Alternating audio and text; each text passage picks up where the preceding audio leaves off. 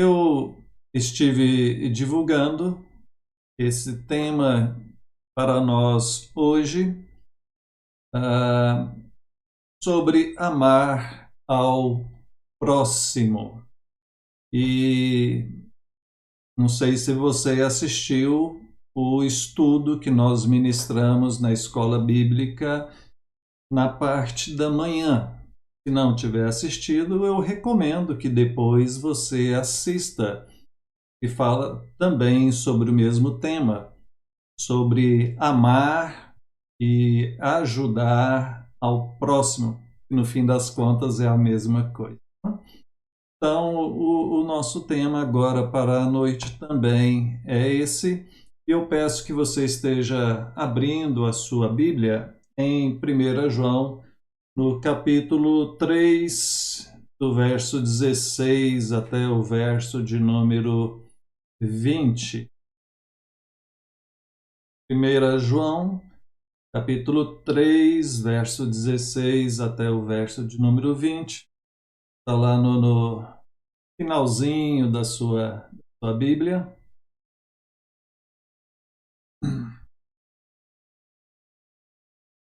Recomendo que você tenha a sua Bíblia à mão, que você pegue o hábito de ter uma Bíblia de papel para você fazer anotações, para você ter ali suas observações e poder voltar naquele texto e assim ir crescendo no conhecimento do Senhor. Verso 16: Nisto conhecemos o amor, que Cristo deu a sua vida por nós e devemos dar a nossa vida pelos irmãos. Ora, aquele que possui recursos deste mundo e vir a seu irmão padecer necessidade e fechar-lhe o seu coração, como pode permanecer nele o amor de Deus? Filhinhos, não amemos de palavra nem de língua, mas de fato e de verdade. E nisto conheceremos que somos da verdade, bem como perante ele tranquilizaremos o nosso coração, pois se o nosso coração nos acusar, certamente Deus é maior do que o nosso coração e conhece todas as coisas. Até aqui, Deus nos abençoe em nome de Jesus. Já olhando para o nosso texto, e nós vamos progredir aqui, olhando versículo a versículo e analisando, expondo, entendendo o que o texto, o que Deus tem para nos ensinar. Ele vem falando a respeito do amor a Deus e no seu ensino sobre o amor a Deus, ele coloca junto a questão do amor ao próximo. O verso 16, nisto conhecemos o amor que Cristo deu a sua vida por nós.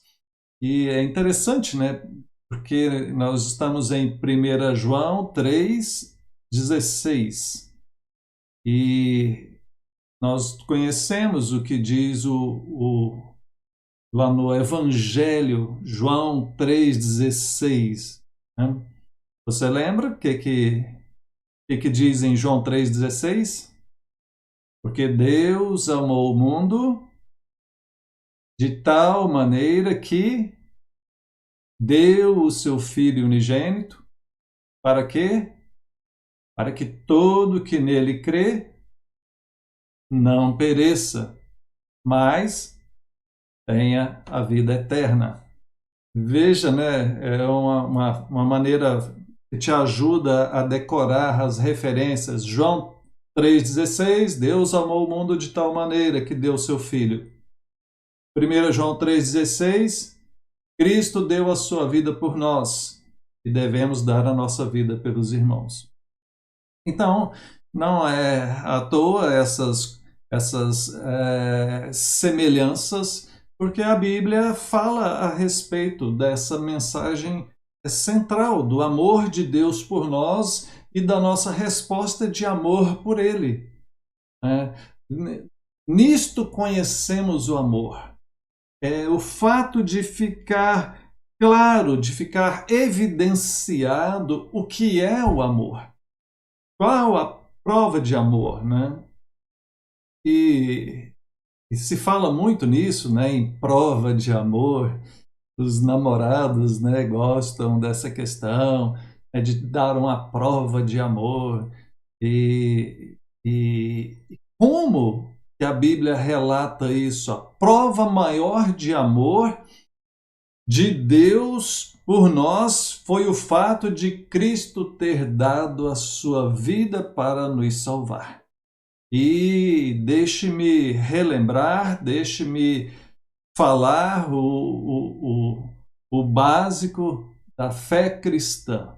Toda a nossa fé está centrada no fato de que a Bíblia é a palavra de Deus e que fala desse Deus único, Criador dos céus e da terra, que mesmo diante do pecado humano, continua vindo ao nosso encontro e nos resgatando do império das trevas. E ele faz isso através de Jesus Cristo. Jesus Cristo é o Senhor e Salvador, o único caminho para o céu, o único meio de salvação. E Cristo garantiu a nossa salvação se entregando naquela cruz, morrendo pelos nossos pecados. E por que foi necessário a sua morte? Porque para que haja perdão de pecado é necessário que haja derramamento de sangue, é necessário que haja um sacrifício. E Cristo é o Cordeiro de Deus que tira o pecado do mundo. Cristo é a oferta, Cristo é o pagamento. Ele entregou a sua própria vida, morreu, verteu, derramou o seu sangue e com aquilo fez a propiciação, o pagamento, a oferta pela nossa libertação do pecado e do mal. Então somos livres, somos salvos porque Cristo deu a sua vida por nós. Esta é a mensagem central.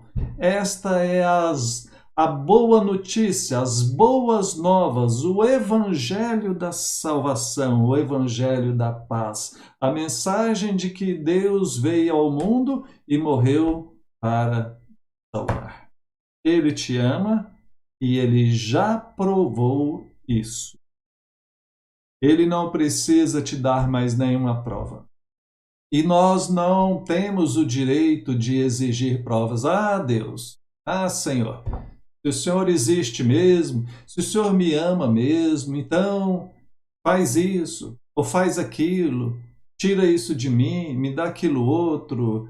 Não, nós não temos o direito de exigir mais nenhuma prova do amor de Deus, porque ele já nos deu a maior de tudo. Alguém já deu a vida por você? Para te livrar de algum perigo? Alguém ia te dar um tiro e outra pessoa pulou na frente, levou o tiro no seu lugar? Você ia ser sentenciado à morte e outra pessoa falou, não, deixa que eu vou no lugar dele, e aquela pessoa morreu no seu lugar? Jesus fez isso por você.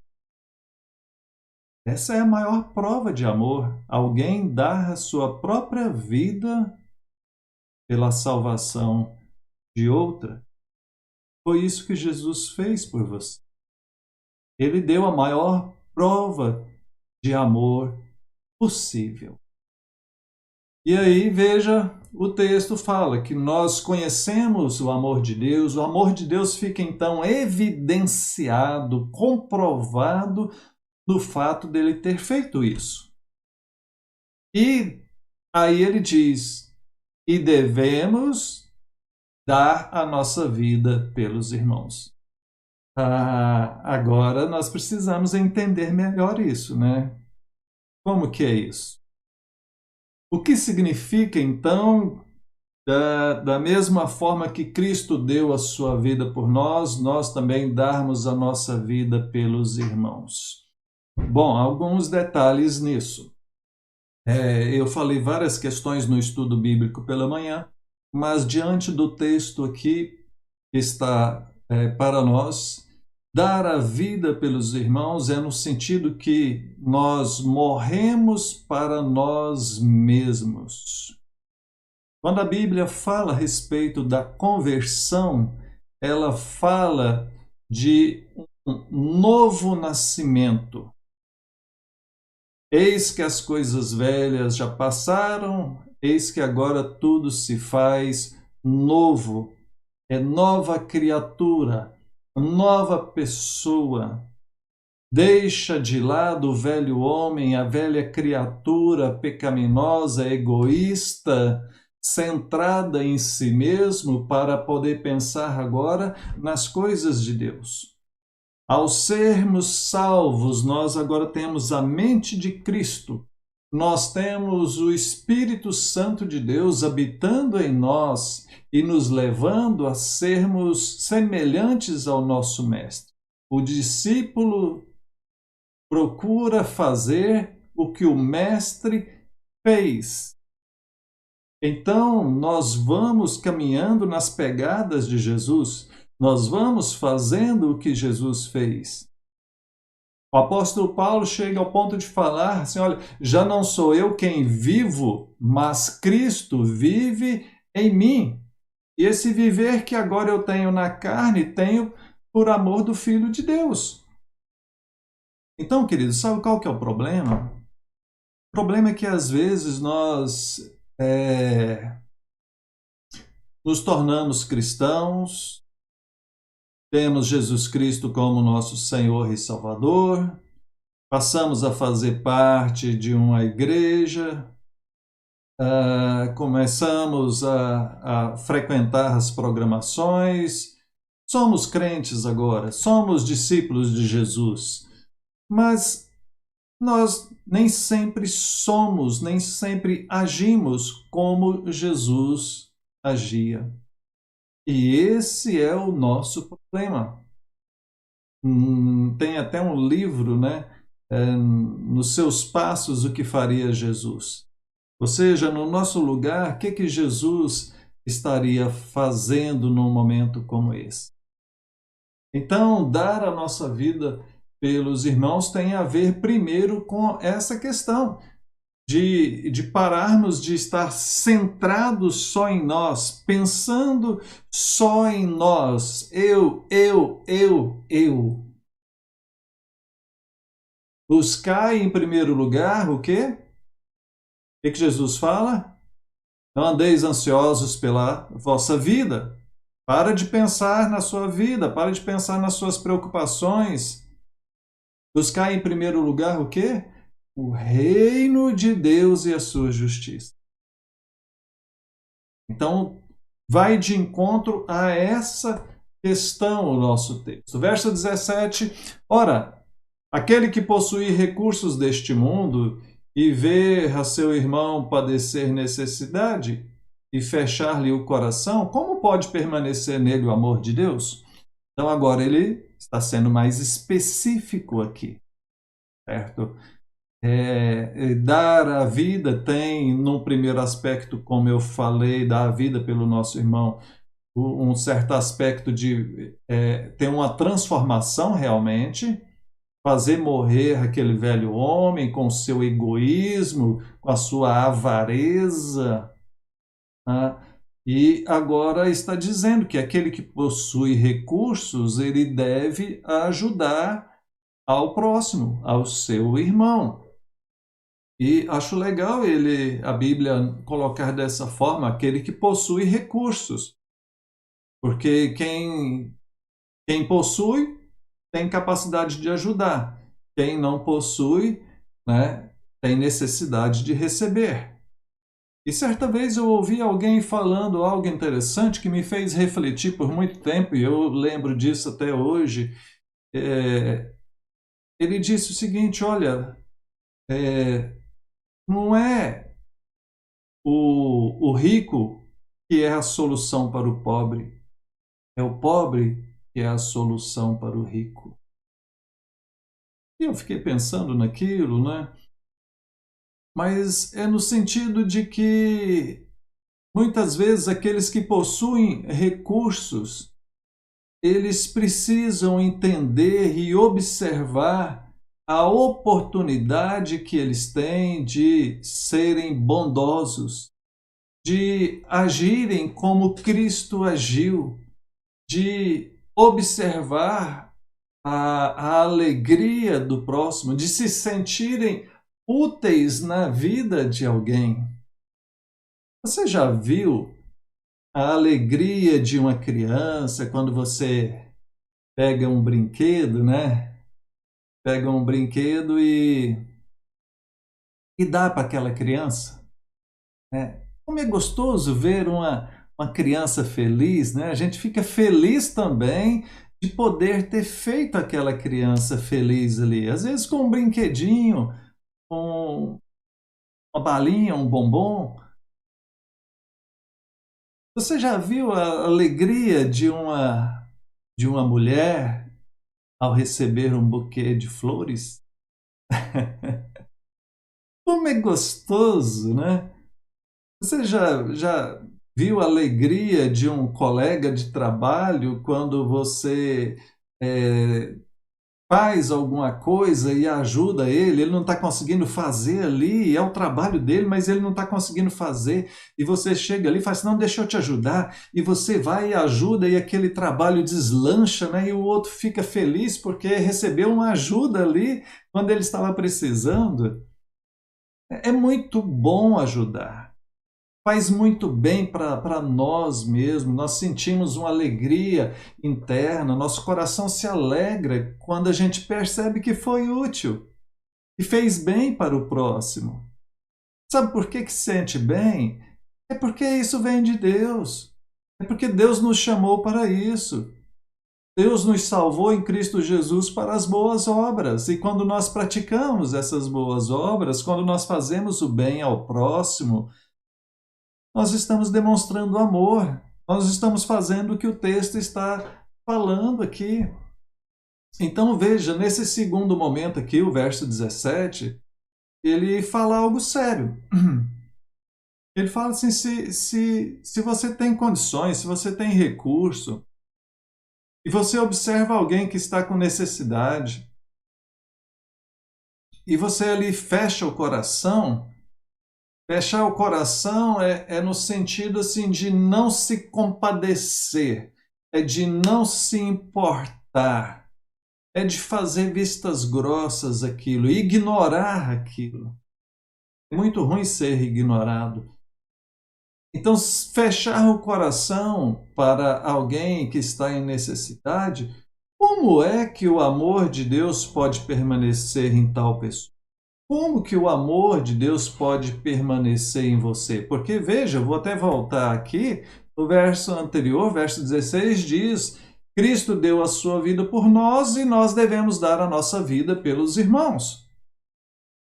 Né? Então, agora, como que fica isso se a gente recebeu o favor de Deus, recebeu a graça de Deus, o socorro de Deus, e agora nós não socorremos, não estendemos a mão, não ajudamos, não fazemos o bem para as outras pessoas?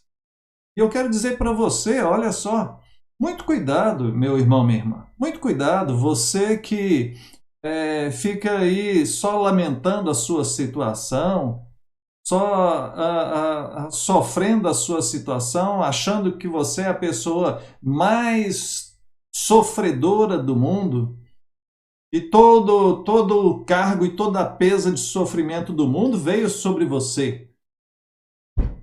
Não é assim. Não é assim.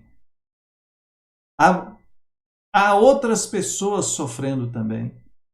E há muitos casos piores do que o seu. E você tem a graça de Deus sobre a sua vida. Abra os olhos. Veja o que Deus já fez por você e o que Ele está fazendo por você e o que Ele poderá fazer mais por você.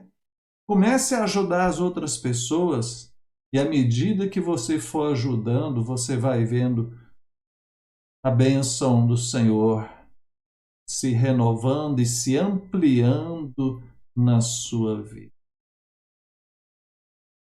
Verso 18: Filhinhos, não amemos de palavra nem de língua, mas de fato e de verdade. Aqui é uma palavra contra a hipocrisia. Hipocrisia é aquele que fala e não faz. Isso é hipocrisia. Então, não apenas falemos, não fiquemos apenas no discurso. Ah, eu sou cristão. Ah, eu sou isso, sou aquilo. Ah, eu amo a Deus e amo ao próximo como a mim mesmo. Amemos de fato e de verdade. As duas palavras aqui, fato e verdade, ficam meio redundantes, mas a Bíblia usa esse artifício de linguagem para reforçar a verdade que ela quer nos falar, nos expor. De fato, ou seja, fatos são coisas concretas, coisas que acontecem, tem a ver com acontecimento. Então, prática, não é apenas discurso, blá, blá, blá, é prática. O que você fez? Como diz lá em Tiago, põe junto com a sua fé as suas boas obras, a sua prática. E é de verdade, ou seja, aponta para a questão da intenção, da intencionalidade, você fazer aquilo de maneira verdadeira, de maneira sincera, não por uma obrigação. Ah, o pastor falou que é para a gente juntar material de cesta básica, aí você vai lá e pega lá, abre sua despensa, olha ali, tem 2 sacos de 5 quilos de arroz, 3 litros de óleo, aí você olha e fala assim, o que eu levo, hein? Eu vou levar um saco destes 5 quilos de arroz e 1 litro de óleo para dar para a cesta básica. Aí você fala assim, não, mas será que eu levo isso tudo mesmo? Será que eu não levo só um saquinho de sal? Desculpa, gente.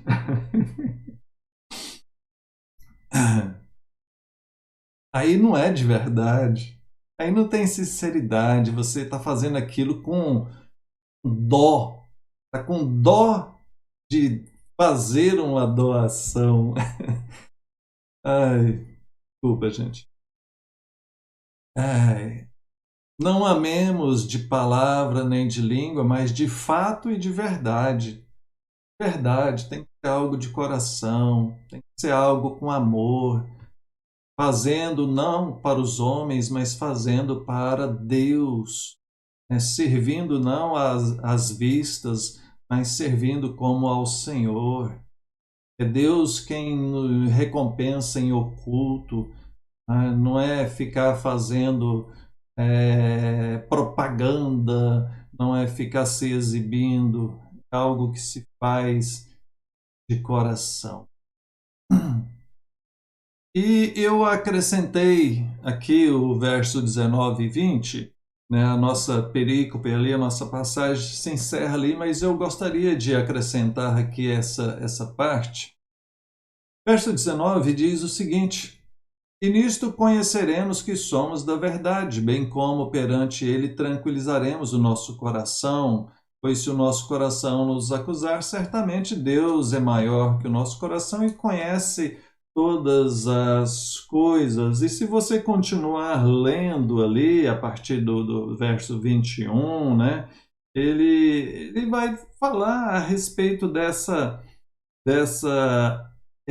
sinceridade diante de Deus. Verso 23, olha só, ele diz assim: ora, o meu mandamento é este, que creiamos em o nome de seu Filho Jesus Cristo e nos amemos uns aos outros, segundo o mandamento que ele nos ordenou. Então, é uma chamada ao cumprimento deste mandamento. E quando nós não cumprimos isso, sabe o que acontece? Nosso coração não fica em paz. Querendo ou não, no fundo a gente sabe que não está fazendo o que deveria fazer. Você está me entendendo? Quando a gente não faz o que deveria, o que a Bíblia diz, o nosso coração nos acusa. Porque a Bíblia diz que o Espírito Santo vive em nós, ele testifica conosco, ele geme, ele chora, ele nos ilumina, ele está presente e ativo na nossa vida, falando conosco em todo o tempo. E às vezes nós ficamos, como diz aqui no verso 19, nós ficamos sem paz no coração. Ele fala de tranquilizaremos o nosso coração. Mas às vezes nosso coração não está tranquilo, está perturbado, está agitado, porque nós estamos sendo falhos em alguma área da nossa fé. Se você anda com o coração agitado, se você anda inquieto, procura sondar a sua alma, pensar na maneira que você tem agido, pensado naquilo que você tem feito, para tentar ver aonde é que está a fonte, a origem dessa inquietação. Verso 20: pois se o nosso coração nos acusar, certamente Deus é maior do que o nosso coração, ele conhece todas as coisas. Então, se você falar com Deus, se você orar, se você buscar a orientação divina, ele vai te mostrar.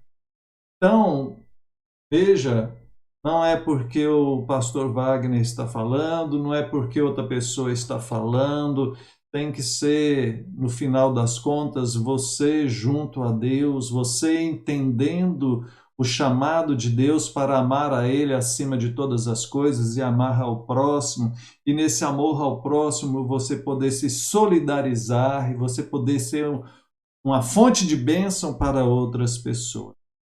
E aí, encontrando a paz para o seu coração no cumprimento da vontade do Senhor. Concluindo, queridos, Cristo deu a sua vida por nós. Ponto. Questão principal das Escrituras. Cristo deu a sua vida por nós. Maior prova de amor, como eu disse. Então, não feche o seu coração ao sofrimento alheio. Estamos numa época difícil, muitas pessoas sofrendo, muitas pessoas carentes. Carentes de alimento, carentes de saúde, carentes de trabalho. As pessoas estão precisando de trabalho. Então, se você também sabe de alguma oportunidade, se você sabe ensinar algo, se você conseguir ajudar alguém a trabalhar, a ter uma fonte de renda, faça isso. Isso também é ajudar o próximo. Né? Então, não feche o seu coração. Se você tem condição, se você se encaixa nesse texto, que tem recursos desse mundo e está vendo o seu irmão padecer necessidade, então vamos ajudar, vamos colaborar. E por fim, amemos de palavra, mas de fato e de verdade. Vamos colocar a nossa fé, vamos colocar o nosso cristianismo a favor dos que estão necessitando. Vamos realmente fazer algo de concreto. Que Deus te abençoe, Deus nos use nesta finalidade santa. Vamos orar? Senhor, bendito seja o teu nome, agradecemos por tua palavra e pedimos que o Senhor nos use como teus instrumentos em favor deste mundo. Eis-nos aqui, ó Pai. Nos mostra nesses próximos dias como é que poderemos estar ajudando. Dá, ó Deus, a tua graça. Te pedimos em nome de Jesus. Amém. Amém, queridos. Alguns